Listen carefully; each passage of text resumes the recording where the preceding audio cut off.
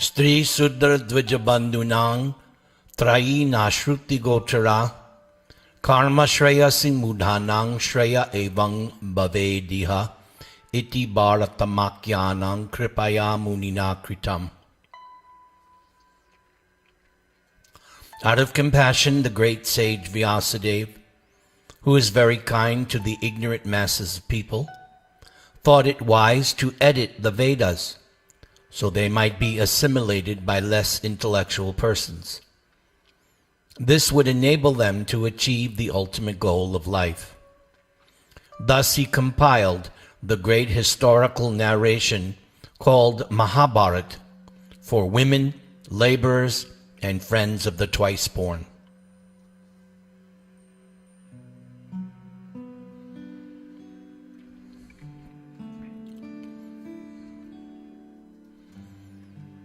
Mahābhārata, Part 2, Chapter 1. The Armies Prepare. Section 1, entitled, Therefore I Will Play No Part in the War.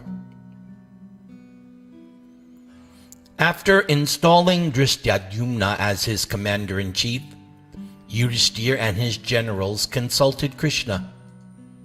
They had heard that Duryodhana had requested Bhishma to be the Kuru's commander-in-chief, and that Bhishma had accepted.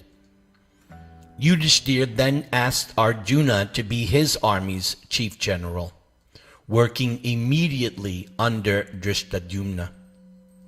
Yudhishthira wanted to ensure that Arjuna's incomparable expertise was utilized fully in the battle. The 7 divisions of the Pandava army were then placed under their 7 commanders. As the Pandavas were speaking about the arrangements, Balaram arrived. The Lord entered Yudhishthira's tent in the company of Akrura, Uddhava, Samba, Pradyumna, and other leading personalities from Dwaraka. In his blue garments, garlanded by golden flowers, Lord Balaram looked as majestic as Mount Kailas. Krishna stood to greet him, and all the kings did the same. They worshipped him with affection.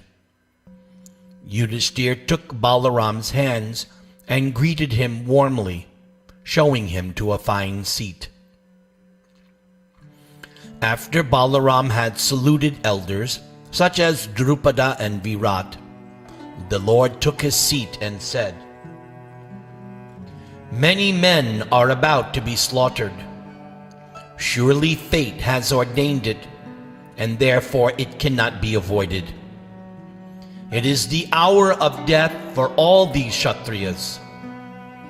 The earth is about to become a mass of clay thickened with flesh and blood.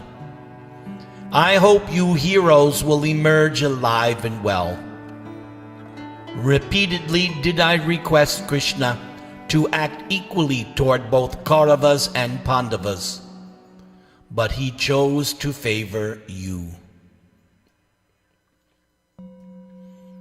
Krishna looked at his elder brother and smiled.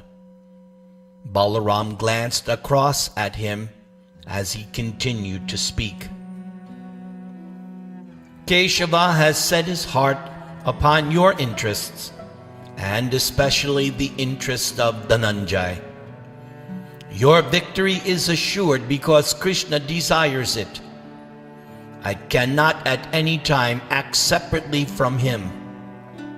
Therefore, I will play no part in the war. Both Duryodhana and Bhima are my pupils at mace fighting, and both are equally dear to me. I cannot bear to fight against either.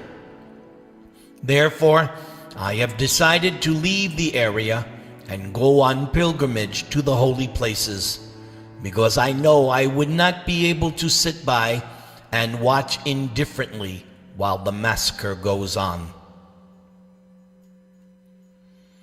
Balaram stood up and placed his helmet on his head. Taking leave of Krishna and the Pandavas, he left, followed by the Pandavas who had come with him.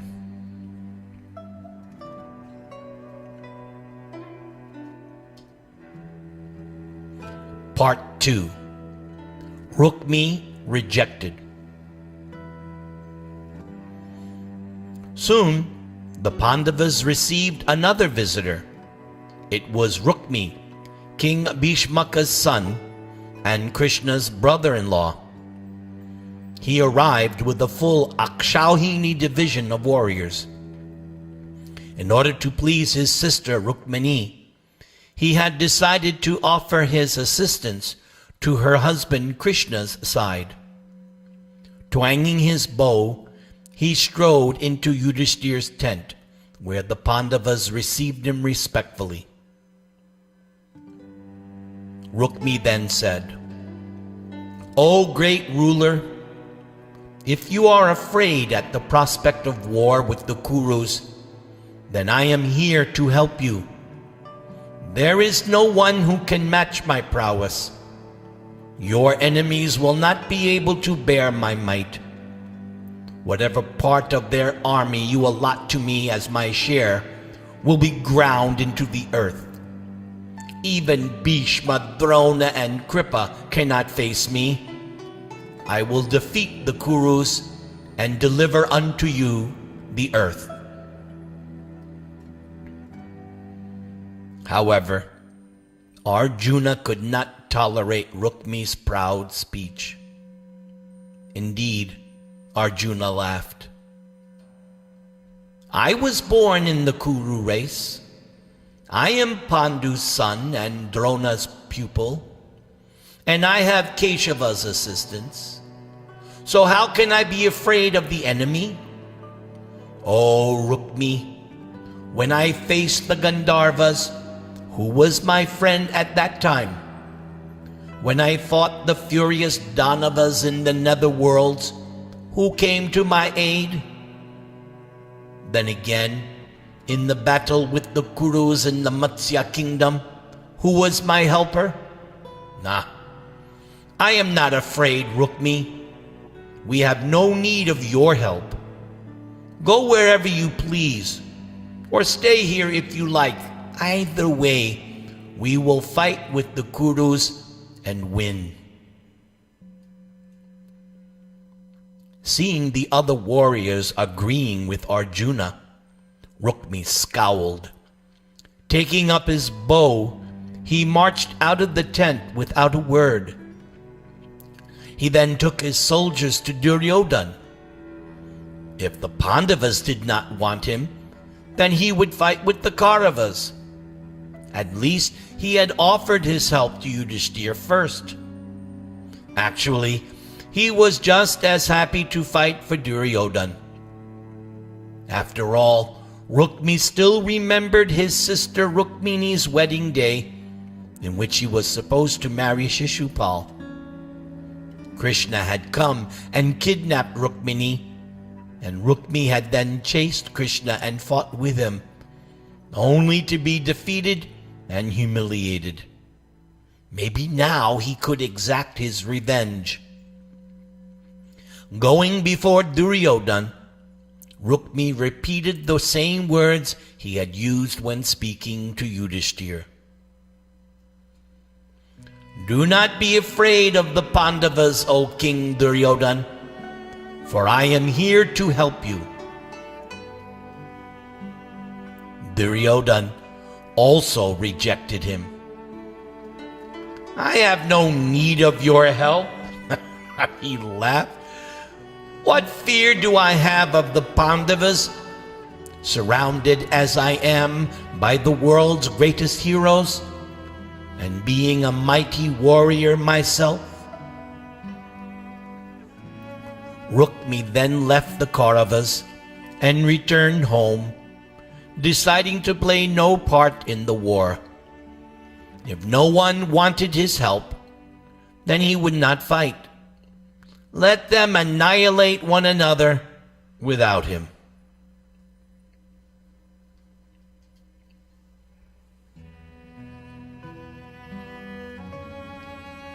Part 3. Duryodhana's message for the Pandavas. After Rukmee left, Duryodhana summoned his counselors. He had Shakuni's son Uluka come as a messenger to the Pandavas. Assured of his superior position, the prince Duryodhana wanted to mock his enemies and show his contempt for their so-called army. Duryodhana said, "O Uluka, go to the Pandavas and speak these words within Krishna's hearing. The time has now come for action. What we have expected for a long time is finally come to pass. We are about to fight a frightful war between ourselves, and you, Krishna, are the cause. Prove now the truth of all those boastful words you sent through Sanjay. Let us see your actual power."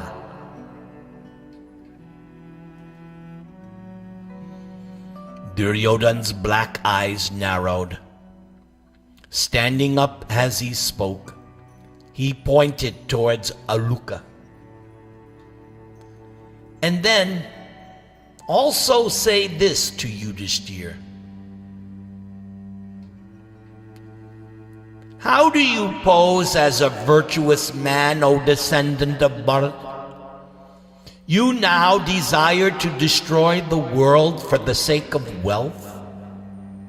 One who presents himself as pious while secretly concealing wicked intentions is said to be like the cat in the famous story of old. Listen to the story my father heard from Rishi Narada.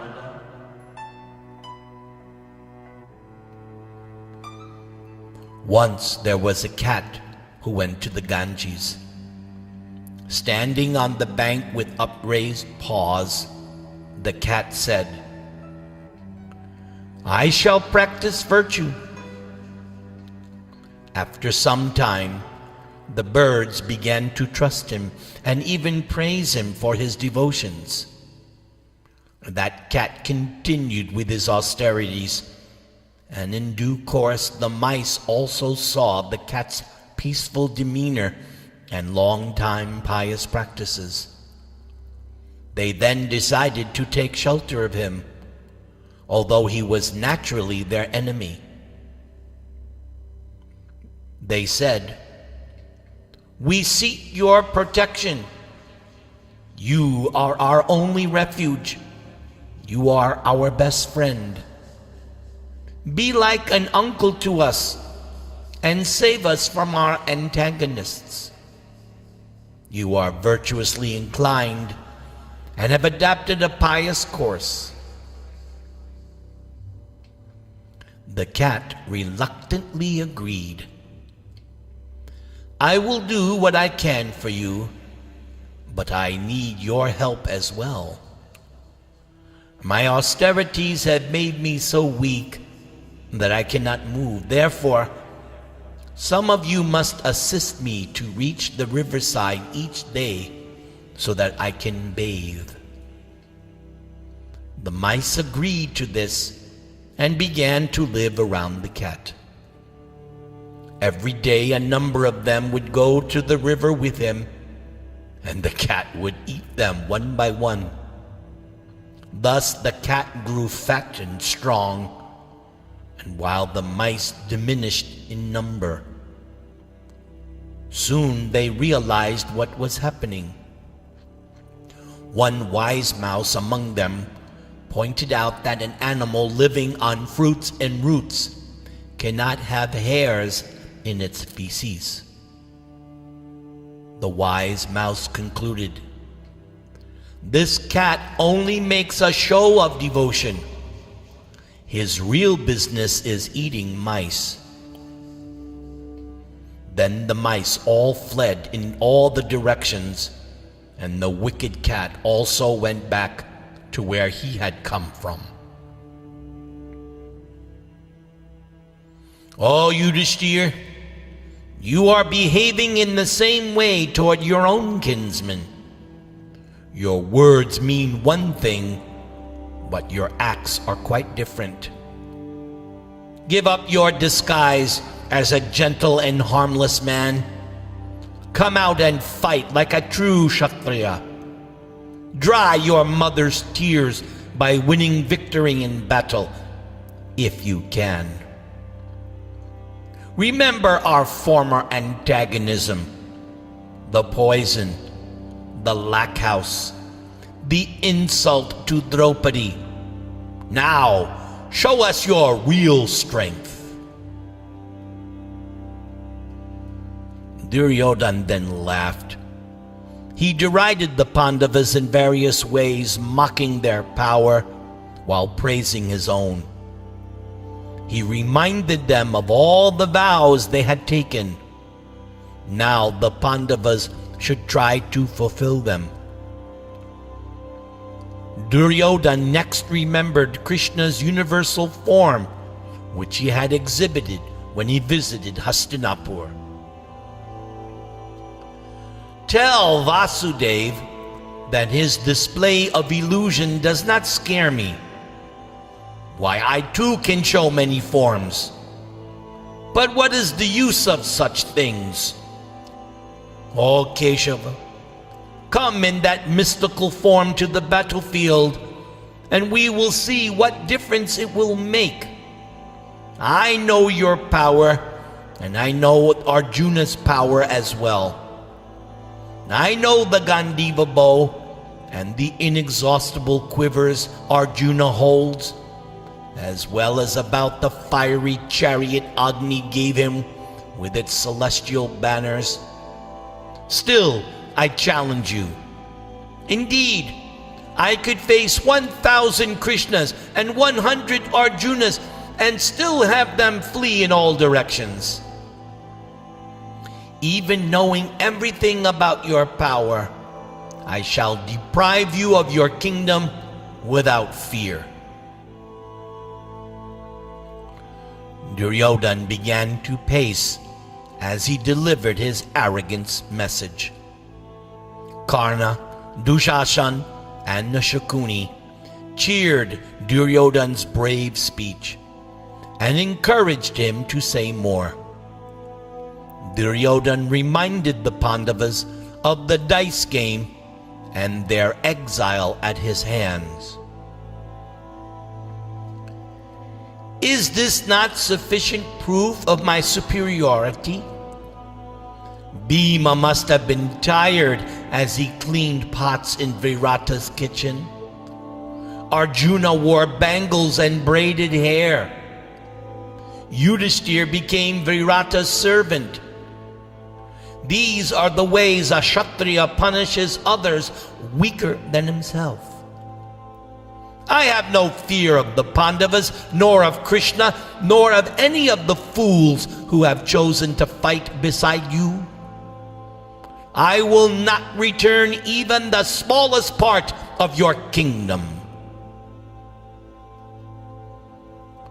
Uluka memorized every word in the mood with which it was spoken, although Duryodhana spoke for almost an hour. Finally, Duryodhana concluded, "Let the battle begin tomorrow. Then you will see your folly. Like a frog in a well who cannot know the ocean, you cannot know how vast are my forces. One who wishes to defeat Bhishma, Drona, and Kripa would be able to rend a mountain with his head or swim across an ocean. When you see the Kuru forces assembled like a great sea, then will your desire for the kingdom disappear. All thoughts of ruling this world will vanish. Like a man who has never practiced devotion, yet desires heaven, so is your hope for winning this kingdom. Tomorrow we will see who should be the earth's rightful ruler."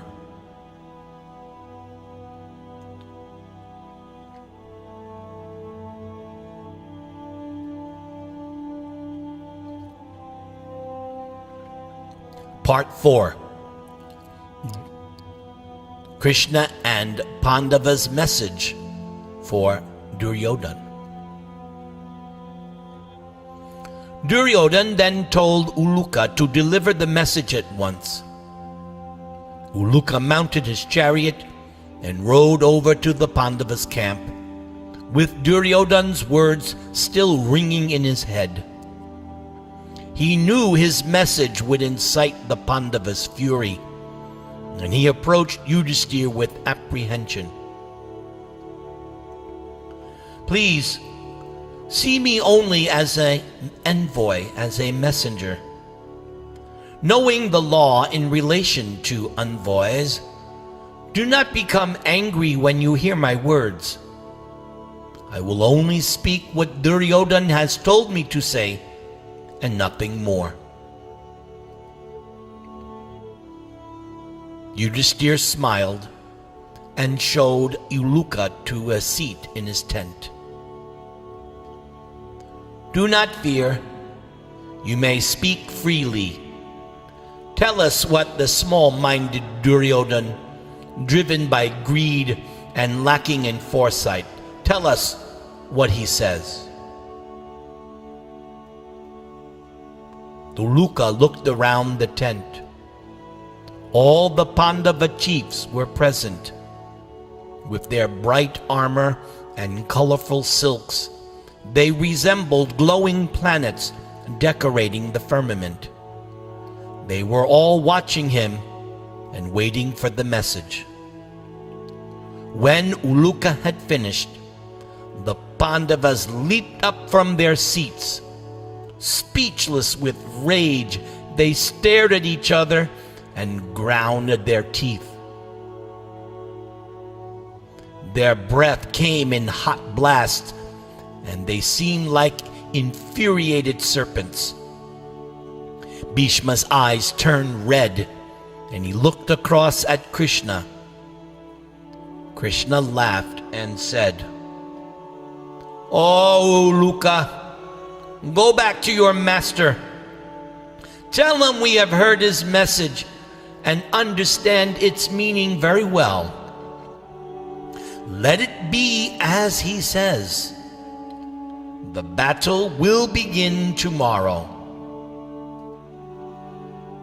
Having heard Duryodhana's abusive words, the assembly of kings resembled the storm-tossed ocean. They rose up roaring and slapped their arms.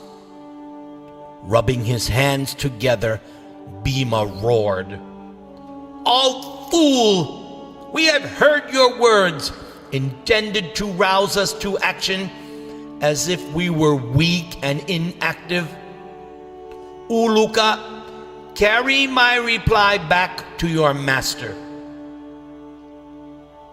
"O Duryodhana, only due to respect for our elder brother have we tolerated you for so long.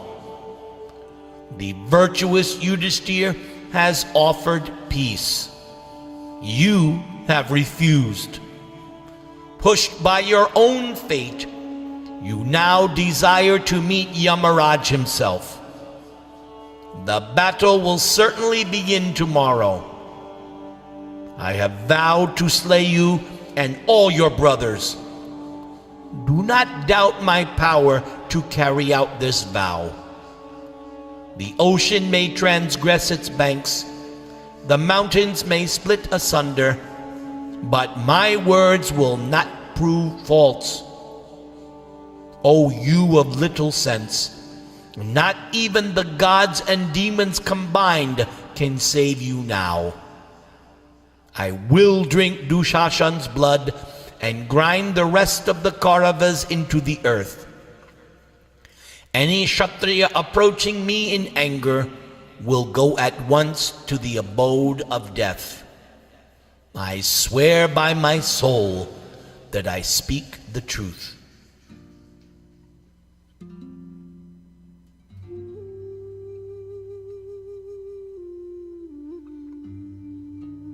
Sahadev then stepped forward. "Tell this to that fool who gives you orders. Only because of you has this dispute arisen. You were born for the destruction of your own race, and indeed of the world. Goaded on by Shukuni, you have always acted with evil intentions toward us. You will soon be slain by me, right in front of all your warriors.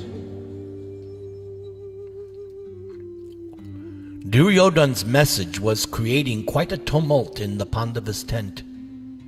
The kings and warriors shouted and waved their weapons at Uluka. Arjuna calmed them. Then Arjuna turned to Bhima and said, "O Bhimasena, be patient. Those who have made you their enemy will soon be destroyed. Nothing can save them. There is no need to rebuke Uluka. He is only an envoy, only a messenger. What fault can a messenger commit? The words he spoke were not his own." Arjuna then looked at all the assembled kings. "You have all heard Duryodhana's foul speech, directed even toward Krishna. With your permission, I will now give my response." By now, Uluka was trembling. Arjuna said, "Tell Duryodhana, tomorrow you will have my reply delivered by the Gandiva bow. Only eunuchs use words." Arjuna then took his seat by the side of Yudhishthira. Yudhishthira then said, "I have heard your master's words, Uluka. Tell him this in reply. O fool, you have ever adopted an evil course with us. Although you lack power, you now challenge us to war. Depending on others' prowess, you utter threats. A real Kshatriya fights his enemies depending upon his own power. Since you are unable to do so, why do you roar so much?"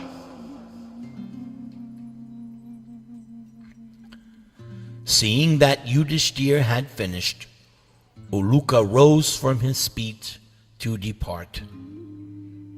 Krishna checked him. "Also say this to Duryodhana. O sinful one, you think that I shall be of no consequence in this war, as I will not fight? Do not make such a miscalculation. I will act as Arjuna's charioteer, and you will see him everywhere, destroying your forces, just as fire burns dry grass. Even if you go beyond the three worlds or enter the nether regions, you will see Arjuna's chariot there tomorrow. You also think Bhima has indulged in idle threats? But you should now consider that he has already drunk Dushashan's blood. Neither Yudhishthira nor his brothers are in the least afraid of you. For you are strong only in talk." As Krishna stopped speaking, Arjuna leaped to his feet. He was not satisfied with the curt response he had given to Duryodhana. He spoke again. "Tell this to your master. O worst of men, having installed Bhishma as your commander, you are boasting that Arjuna and his brothers will never attack him. But I will make him my first target." Arjuna's voice seethed with restrained rage as he went on. Although the worshipful grandfather's senses are under control, and although he possesses great wisdom, he has taken your side and chosen to die. I will not hesitate to direct my arrows toward Bhishma. O Duryodhana, your hopes are all in vain. You are arrogant, harsh, inhuman, addicted to vice, partial, and you detest virtue. You will soon receive the consequences of your nature. When I am angry, and when I have Krishna as my second, what hope can you have for success? Your relatives will soon lament your death. When you are struck down by Bhima, you will then recall your foolishness. When Arjuna sat down, Uluka bowed before Yudhishthira, anxious to depart. Reassuring him, Yudhishthira said, Uluka, say this to Duryodhana as well. You have judged me improperly. I do not desire to harm even worms or ants. What to speak of my relatives? I was thus prepared to accept only 5 villages in order to avoid this war. It is only due to you that this calamity has now arisen. For you are a man of meager understanding. Overpowered by lust, you could not accept Krishna's advice, and for that reason you rant like one deprived of his senses. What is the use of your words? Come out and fight along with all your friends. Death awaits you.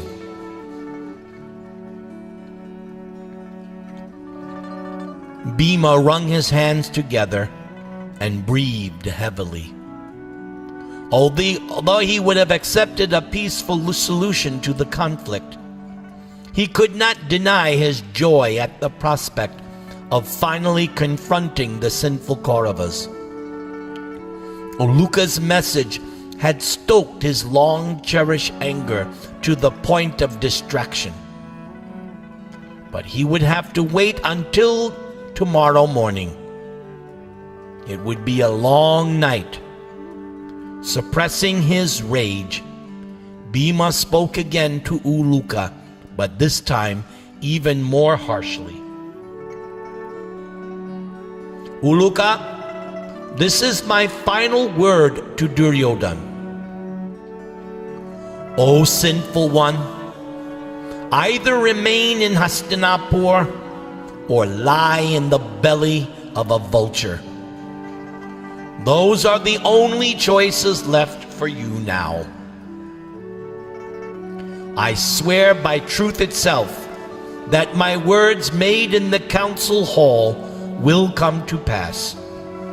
I will drink Dushashan's blood, and I will smash your thighs. Know me as the death of all Dhritarashtra's sons. As Uluka turned and bowed to the assembled kings, Dhristadyumna's words rang out. O Uluka, tell Duryodhana that I was born to kill Drona. He and all of his followers will die at my hands. There is no doubt about this. What more need I say? Uluka went out of the tent backwards, bowing from the waist with his palms folded. He ran over to the chariot and leaped abroad, urging his horses back to the Kaurava camp.